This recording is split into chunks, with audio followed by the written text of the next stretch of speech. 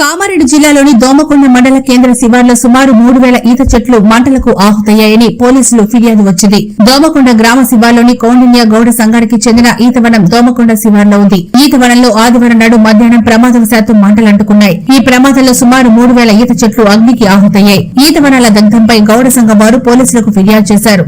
Domakonda SI D Sravanthi కేసు నమోదు చేసుకుని దర్యాప్తు చేస్తున్నారు. సుమారు 3000 చెట్లు దోమకొండ గీత కార్మికులకు చెందిన చెట్లు దగ్ధం కావడంతో గీత కార్మికులు ఆందోళన చెందుతున్నారు.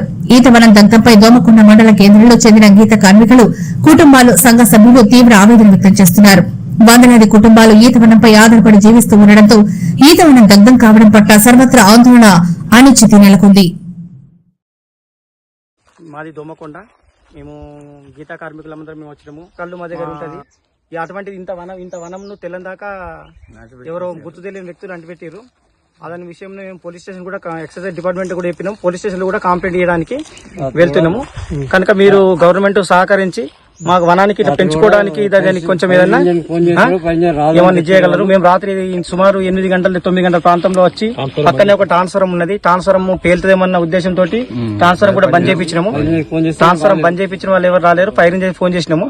కానీ తర్వాత వాళ్ళు ఇక్కడ ఫైర్ ఇంజిన్ ఇలా కచ్చడానికి అనుకూలంగా ప్లేస్ లేదు కనుక వాళ్ళు మళ్ళీ వద్దని ఊరుకున్నాము. మేము ఒక 20-30 మంది కార్మికుల మందరం వచ్చి ఈత కమ్మలతోటి సైడ్ పొంటుంటే మొత్తం ఆర్పినాము.